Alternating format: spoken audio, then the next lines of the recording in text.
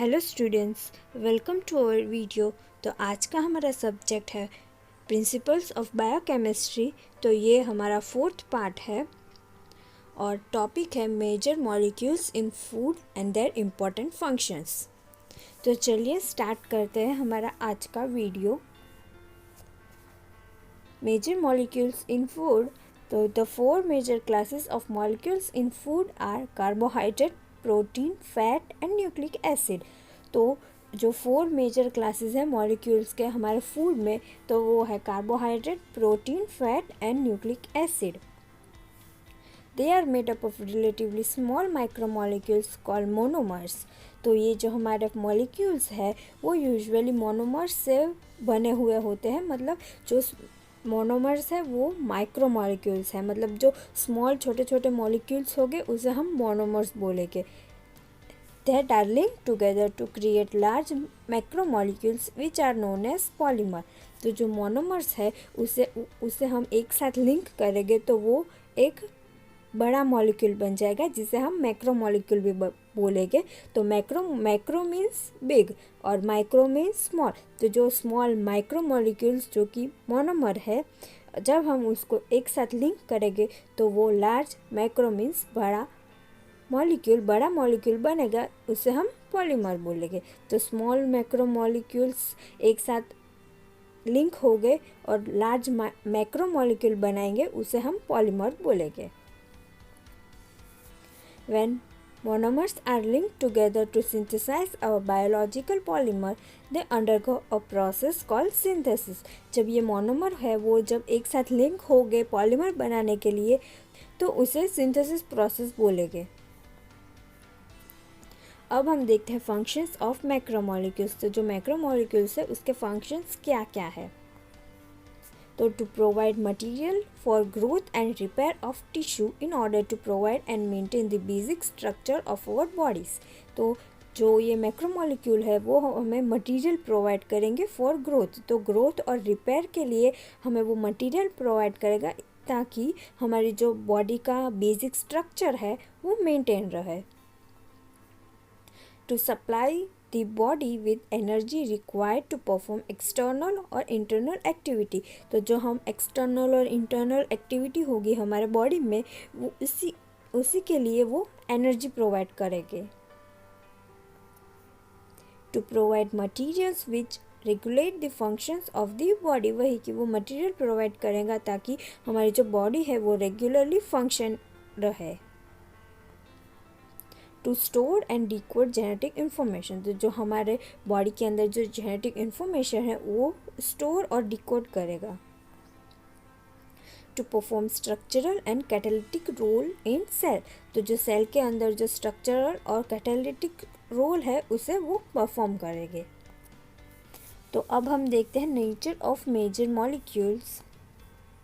तो the four main class of molecules present in food are carbohydrate, lipid, protein and nucleic acid। वही कि जो हमारे food में जो फोर है वो carbohydrate, lipid, protein and nucleic acid है। This molecules are called macromolecules और पॉलीमर्स। तो ये जो मॉलिक्यूल्स है उसे हम मैक्रोमोलिक्यूल्स या फिर पॉलीमर्स भी बोल सकते हैं। They are made up of small micromolecules called monomers that are linked to form this polymer. जो हमने पहले देखा था कि ये जो मैक्रोमोलिक्यूल्स है वो स्मॉल माइक्रोमोलिक्यूल्स से बने हैं जिसे हम मोनोमर बोलेंगे। तो ये जो मोनोमर्स होंगे वो एक साथ लिंक हो गए पॉलीमर्स बनेंगे।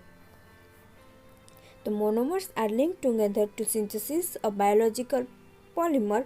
तो जो मोनोमर होंगे वो एक साथ लिंक हो गए ताकि पॉलीमर बने बाय एंजाइम कैटालाइज्ड रिएक्शन। तो एंजाइम कैटालाइज्ड रिएक्शन से।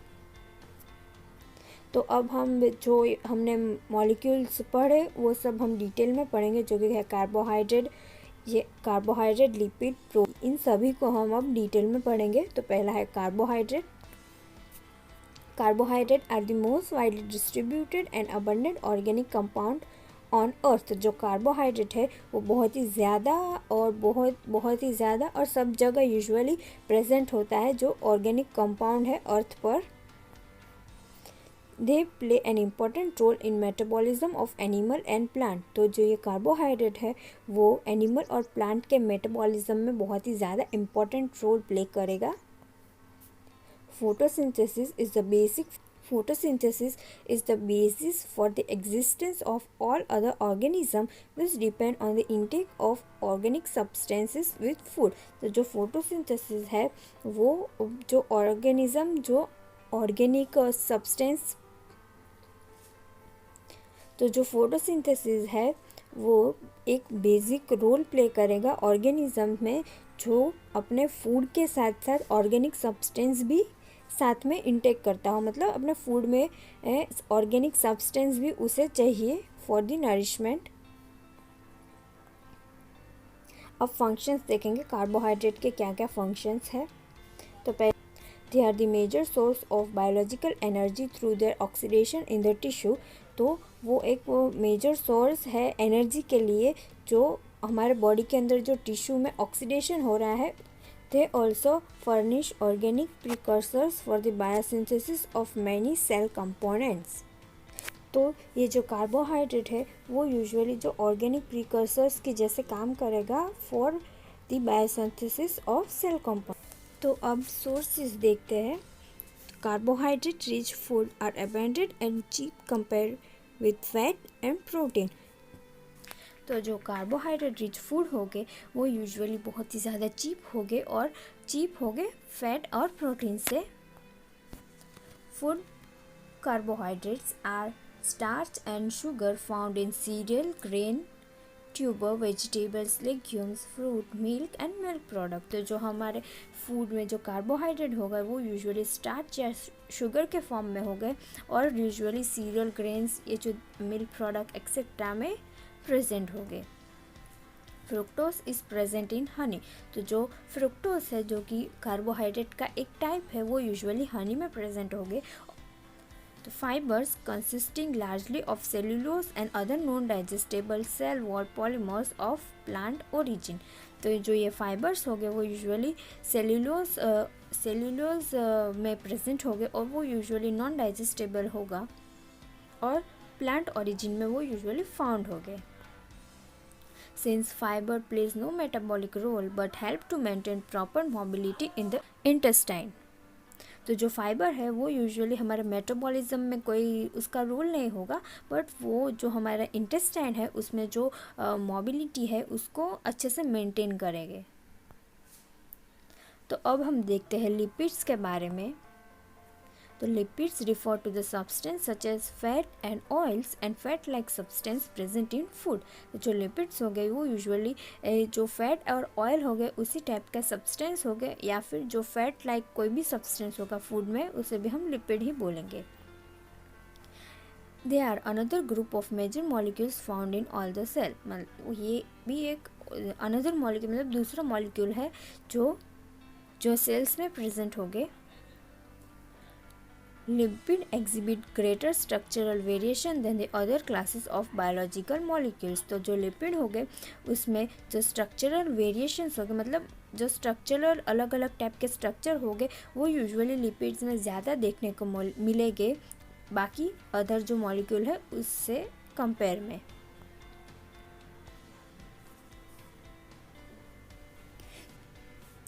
तो अब हम लिपिड्स के फंक्शंस देखते हैं।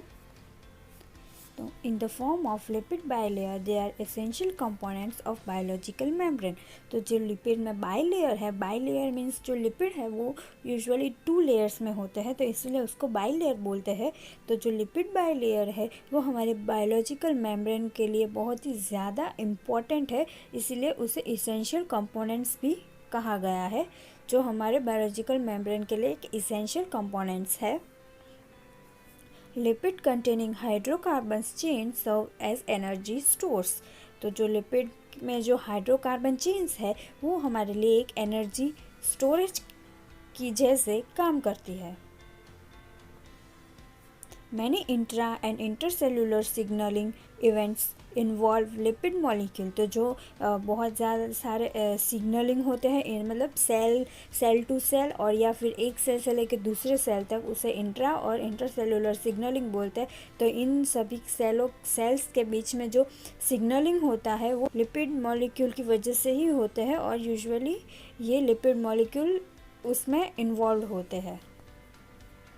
In addition to triglyceride, cholesterol and phospholipids provide structure to the body cell। तो जो ये ट्राइग्लिसराइड, कोलेस्ट्रॉल और फॉस्फोलिपिड्स है वो हमारे सेल को एक स्ट्रक्चर प्रोवाइड करते हैं। तो अब हम लिपिड के सोर्सेज देखते हैं।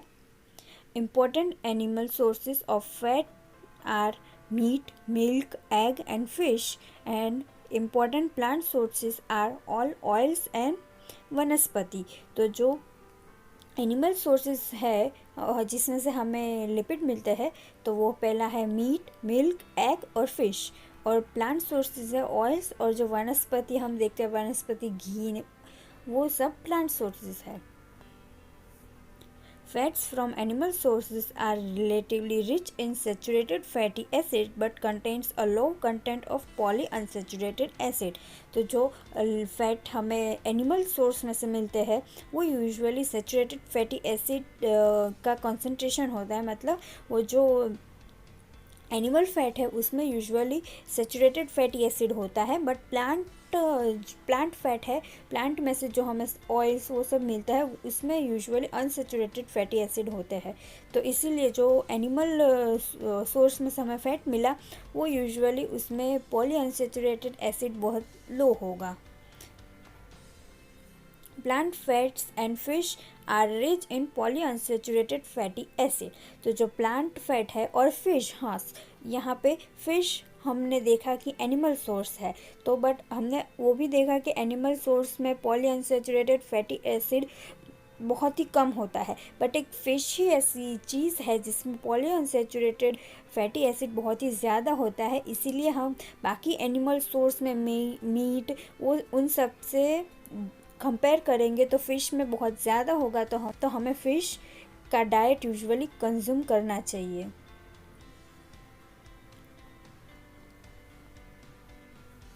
Cholesterol is present in significant amount in animal products such as egg yolk, butter fat and meat. It is absent in plant foods। तो जो कोलेस्ट्रॉल होता है वो यूजुअली एनिमल प्रोडक्ट में बहुत ज़्यादा होता है, बट प्लांट फूड में वो एब्सेंट होता है। तो अब हम प्रोटीन्स के बारे में देखते हैं। तो proteins are the most abundant substances in all cell, forming about 50% of cell overall mass. तो ये जो प्रोटीन है वो हमारे सेल में सबसे ज़्यादा देखा जाता है। हम अपने सेल का ओवरऑल अगर देखेंगे तो 50% से ज़्यादा हमें प्रोटीन ही मिलेगा। और protein is an unbranch polymer of amino acid. तो जो प्रोटीन है वो अनब्रांच पॉलीमर है एमिनो एसिड का। तो अब हम प्रोटीन के फंक्शंस देखेंगे। Protein supply the required amino acid as building block for protein biosynthesis. तो जो प्रोटीन है वो हमें एमिनो एसिड सप्लाई प्रोवाइड करेगा, जो एमिनो एसिड है, क्योंकि एमिनो एसिड है वो हमारा बिल्डिंग ब्लॉक है प्रोटीन के लिए। तो जो प्रोटीन होगा वो यूजुअली हमें एमिनो एसिड देगा ताकि हम और ज़्यादा प्रोटीन बना सकें हमारे बॉडी में। Amino acids are precursor of other nitrogen containing substances such as enzyme, hormones, porphyrins and many other biomolecules। तो जो अमीनो एसिड है उससे कई सारे नाइट्रोजनस कंपाउंड्स बनते हैं, जैसे कि है एंजाइम, हार्मोन्स, पोरिफायरिन्स और कई सारे biomolecules. Oxidation of carbon skeleton of amino acid also furnish significant fraction of total daily energy requirement। Amino acid में जो कार्बन है जब वो ऑक्सीडाइज होता है तो वो हमें कई सारी एनर्जी प्रोवाइड करता है, जो कि हमारी डेली रूटीन के लिए बहुत ही ज़्यादा इम्पोर्टेंट है।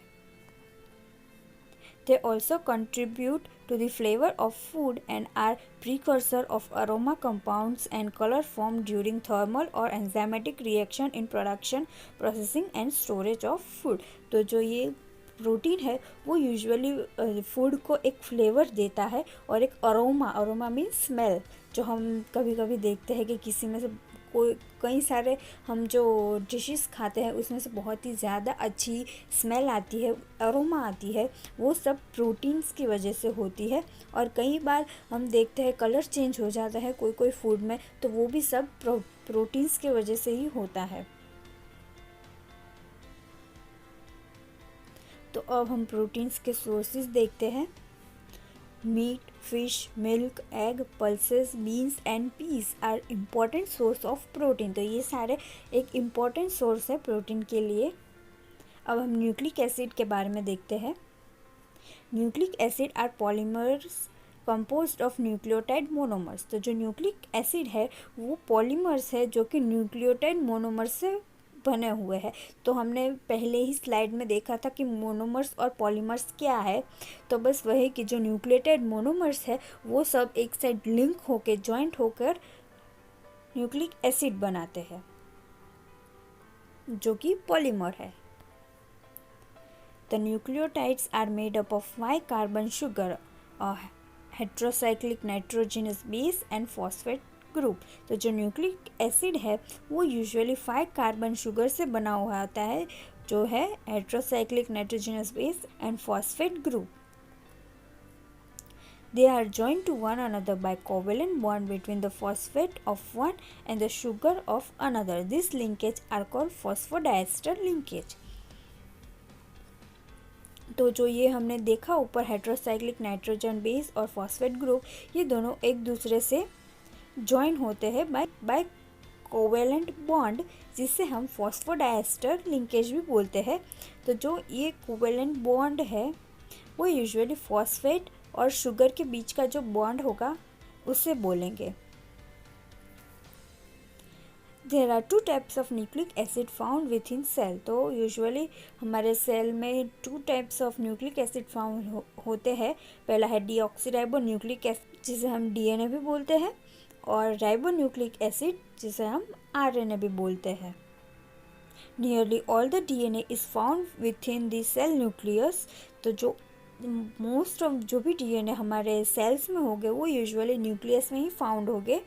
It is repository of hereditary characters. तो वो यूजुअली हमारे हेरिडिटरी कैरेक्टर्स को शो करती है।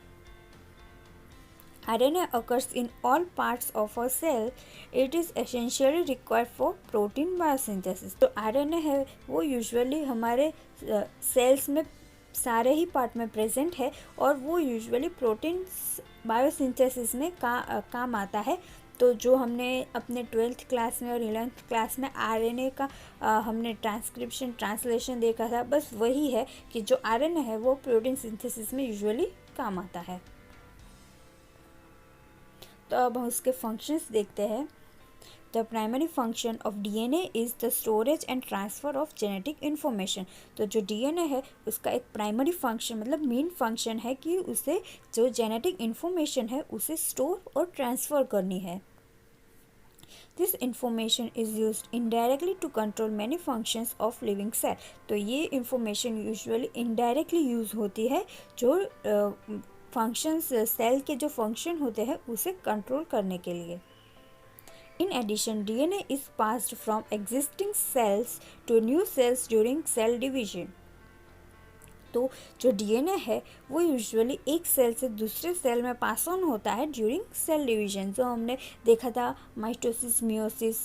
बस RNA functions primarily in the synthesis of proteins, the molecule that carry out essential cellular functions. तो जो RNA है वो यूजुअली प्रोटीन सिंथेसिस में यूज़ होता है। So this was it for today's video. Thank you so much. You can follow us on our Instagram. You can follow us on our Instagram account. Notes of this video will be posted on our Instagram account. So guys, do follow us there and please subscribe to our channel for more such interesting videos. Thank you so much. Happy learning.